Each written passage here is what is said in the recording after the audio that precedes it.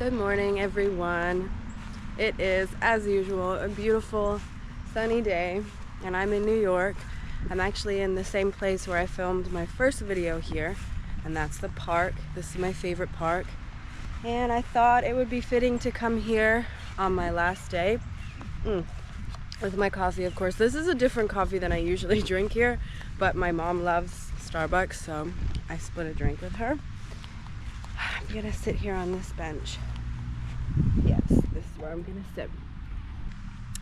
Alright, so I am sitting down at a bench, having my coffee, and I wanted first of all to explain to you the horror of what happened to me yesterday. So actually yesterday I was supposed to leave. I was supposed to leave New York yesterday, and I had a flight yesterday at 6:30, and I got to the flight to the airport, and I'm checking in, and of course I have Joni, and she's, you know, just a little, she's had some allergies here recently, and I'm not sure what it's about. Maybe it's the dog, maybe it's the air conditioning, but she's been feeling a little stuffy, so she's not in a good mood, and she's crying. And I come in and I have two full carts full of suitcases. So like I told you guys, if you watch my other video, I bought a lot of stuff for the kids, and even before that video I bought a lot more stuff. So I had a suitcase full of donations that this wonderful, kind woman donated to our nursery. So I had that, and I had a suitcase full of the clothes for the kids. I had a suitcase with some stuff for Joni in it and some of my stuff, and I had a suitcase with more things for the kids and some things for Bob. So I had 4 suitcases that were supposed to be checked in, and one of them was supposed to be for Joni because she gets a suitcase. I mean, at least she did on the way there. And 2 of them are supposed to be for me. So when you fly to Africa, like I said, you get 2 suitcases. Always, always. So I was figuring I had 1 extra suitcase, and I was gonna pay for it. And it was gonna be $200, but that's okay. It's 1, and I was gonna pay for it. So I got to the airport, and I got a woman that was not so kind. Maybe she had a long day at work, I'm not sure. And just from the start, I just had a bad feeling. First of all, she was like, you get 1 suitcase, and your baby doesn't get a suitcase. She gets like a small 10-kilo carry-on. And I was like, well, actually, you know, I've flown this flight many, many times, even on the way out, and even in my email, it says that I'm allowed 2 suitcases. She's like, the computer says 1, that's what you get, can't change it. She's like, if you want another suitcase, you have to pay $200. So I'm starting to get a little bit like, I've had a long day. Joni's not been feeling too well. I have 24 hours of travel ahead of me. I was really, really starting to get stressed and anxious. I'm starting to tear up. You know, I'm a really sensitive person, and like when I get in situations like that, especially because there were so many people around me, people waiting in a line, this woman there was being really rude, and I'm like, oh my gosh, I'm gonna start crying. I'm like, please don't cry, don't cry, don't cry. I was like, okay. I tried to show her the email where it says that I'm allowed 2 bags. I tried to explain this to her. She didn't want to hear it. She's like, you get 1 bag. And then she moved on to say that Joni, my daughter, doesn't get a check bag. She gets, you know, a small suitcase that's carry-on that I have the option to check, and like a little backpack. So I'm starting to freak out. And then she is telling me, okay, you don't have a long time left. You have 19 minutes. Now you have 17 minutes. You got to make your decision. Pick your favorite suitcase and send the rest back home. I'm like, how do I pick my favorite? I'm like, I was trying to explain to her, I'm like, these suitcases are not for me. We have a nonprofit. These suitcases are all like donations and things for kids. Like, I can't just pick 1 suitcase and send the rest back. Mind you, at this point, my mom dropped me off at the airport an hour before that. So she's already like starting to drive home so she doesn't get stuck in traffic. And I don't have data on my phone because it's my SIM card from Rwanda. I'd just been connecting to internet. And of course, with my luck, the internet was not working at the airport. So I'm in a situation where I'm there. I don't know what to do. I cannot call my mom. It was just absolutely horrific. So I managed to use a phone. Somebody let me use their phone. I called my mom and I told her to please come back. So she came back. She parked the car at the garage in the airport, and she comes to try to help me. There's no one to talk to at this point. Ooh. And then the woman is like, all right, this is the situation. I have many other people in the line. We need to close the check-in soon. If you want to take these bags, it's going to be $960. Oh my God, just thinking about it is just bringing me back, and I'm standing there, and at this point I'm crying, I'm bawling, and Joni's crying, and it's just a mess, and people around are looking.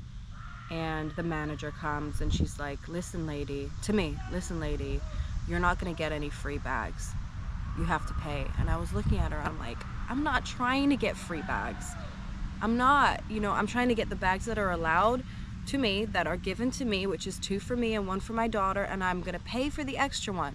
And she's like, no, each bag is $200, that's 3 bags, so that's $600. And then 3 of my bags, because I thought 1 was supposed to be for Joni, were overweight by like 4 pounds, 2 kilos overweight. And for each one that was 2 kilos overweight, they wanted to charge me $120 extra dollars.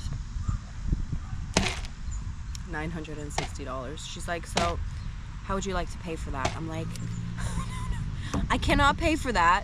You know, I work with a nonprofit. This is definitely not in my budget. I can't pay for it. So she's like, okay, so either you pay for it or you choose your favorite suitcase, you send them back with your mother, and you go. So at that point, I told her that I can't get on this flight because I need to take these bags and I need to figure out what I'm going to do. So I went downstairs, mind you, with all these bags, 2 carts full of bags, and the stroller for Joni. Nobody offered to help at all. I had taken all the bags off the carts to be weighed to check in. So all of these bags are off the cart. Each bag weighs about 23 to 25 kilos. Nobody is helping. I'm breaking my back, me and my mom, trying to get these suitcases back on the cars. Joni is screaming, and it was just horrific. I've never had any treatment like that at an airport or anywhere. I guess I'm just used to the kindness of people in Rwanda. That would never ever happen there. Nobody would ever stand on the side and not offer to help. Employees of the airport, people working in baggage claim. So we moved to the side, and then we decided to go downstairs to the rebooking area. So first of all, they rebooked me on a flight for today, the same flight. Luckily there was space, the same flight. And then I tried to talk to them about the bags, not having it. Like, no, you gotta pay. And again, they kept saying, like, lady, you're not getting free bags, we can't give you free bags. And I'm like, I don't want free bags. Like, I planned this out.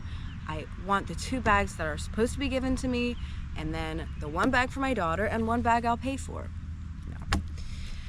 Anyway, guys, I know I've been talking for a while, but I'm just so like mortified and horrified by what happened yesterday. Like, I guess I've been living in a bubble for the past almost 3 years, being in Africa and Rwanda, and it's just, people there are so kind and so thoughtful and so like generous and giving, and definitely not like what I've experienced here at the airport or here, I mean, in general.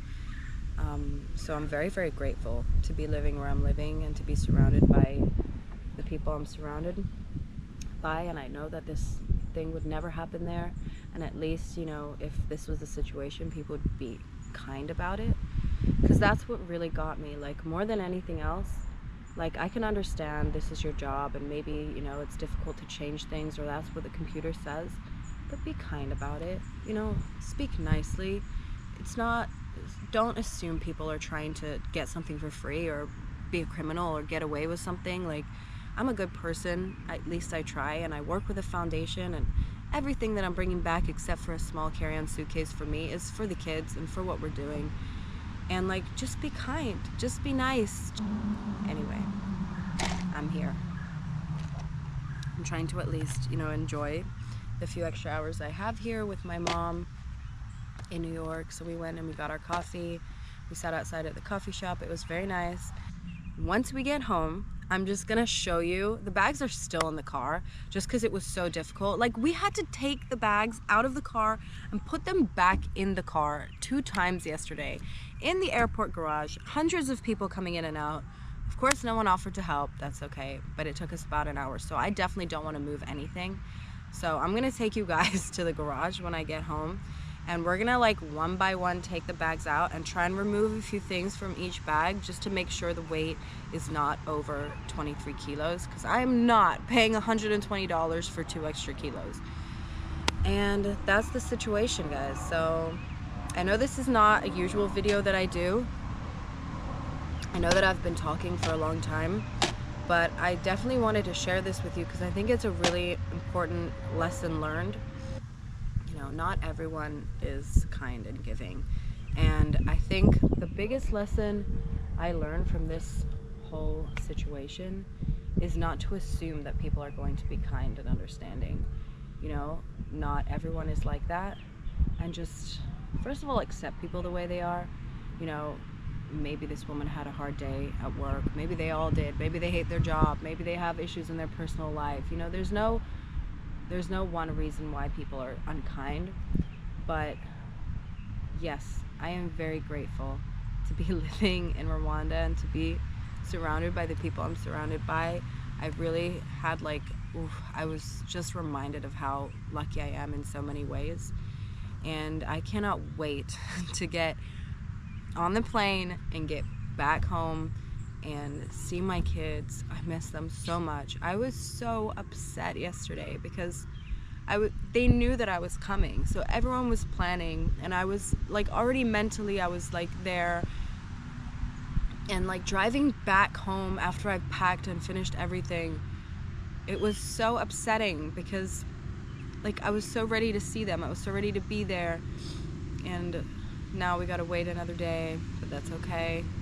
I'm gonna see them tomorrow. Yes, this time tomorrow I'm gonna be there. So guys, I will vlog when I get back. Maybe it's gonna take a few days because I do want to just have some time with my kids and with Bob and everything. Who's there?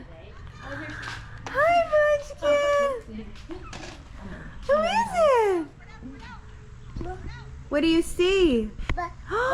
It's Bob. Johnny, who's that? Wow. Yes.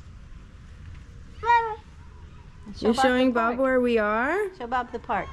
This is where we started. Bob, this is the park we met for the picnic for Jonathan. So, as you can see, Joni's talking to her dad, which she calls Bob.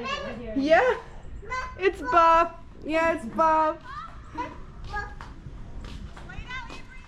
Hey everyone, sorry if I look crazy and sweaty. That's just because I've spent the last almost hour organizing all my suitcases here in this garage that is so hot. So I do have another coffee, yes. It's that kind of day. This time it's Dunkin'. Oh, and I'm just gonna show you just so you understand what I'm talking about. So I have 1, 2, 3, 4 bags that are checked in, and this teeny tiny one is the one they're allowing my daughter, which is not at all enough for all of the stuff that I have for her, because I got her a lot of stuff just to last for the next long time until I'm back or whatever. So what I did was I went through every single suitcase and removed however much weight I needed to remove from each one, and then I stood on this tiny scale holding the suitcase and then subtracting from my weight and that weight to make sure that each suitcase is 50 pounds. Yeah. So I did that, but then the problem was I had all this stuff left that it's mostly my stuff that I don't know what to do with, because this is all the weight that I'm allowed. So basically what I'm gonna do is I'm gonna take a small little bag, put this stuff inside, and just take it on the plane with me, because I have no other choice. And it's gonna be really difficult because it's gonna be me, Joni, her stroller, her baby bag, my carry-on suitcase, which is upstairs, and this bag.